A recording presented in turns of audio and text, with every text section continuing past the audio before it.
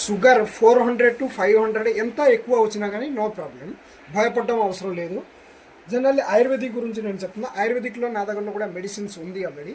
Medicine ఇస్తే కూడా కొంతమందికి తగ్గుతలేదు.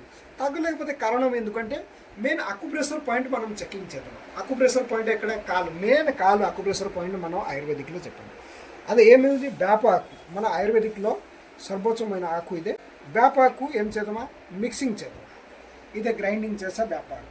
ఆతోపాటు సెకండ్ ఏమే ఆయుర్వేదిక్లో అంటి షుగర్ ఏమైంది అయితే కాకరకాయ. కాకరకాయకు కూడా ఒక హాఫ్ నేను వేపాకుతోటి గ్రైండింగ్ చేస్తున్నా. ప్లస్ హాఫ్కు చిన్న చిన్న ముక్కలు చేయాలి. తర్వాత ఏం చేయాలి? కొద్దిగా పసుపు వేయాలి. మీద పసుపు వేద్దామా? పసుపు ఎంత వేసినా కానీ ఒక 50 గ్రాముల వరకు చాలు. 50 గ్రాముల వరకు వేయచ్చు మీరే. పసుపు వేయాలి. పసుపు 3 చాలు. జాముకాయకు ఉంటే వేయండి, లేకపోతే లేదు. తర్వాత ఆ ప్రొసీజర్ చూడండి. ఏ ప్రొసీజర్ ఏం చేయాలైతే ఎట్లా షుగర్ ఒక 3 డేస్లో తగ్గిపోతుంది. బకెట్లో సేమ్ ఇలాగ తీయాలి. కొద్దిగా వాటర్ చూడండి. వాటర్లో ఇది కొద్దిగా ఎక్కువ అవద్దు.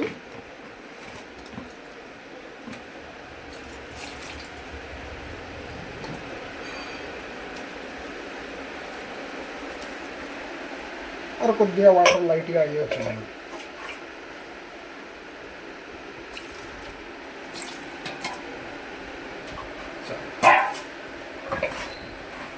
నాకు యాక్చువల్ ప్రాబ్లం లేదు కాబట్టి ఇదే యూజ్ చేస్తున్నా.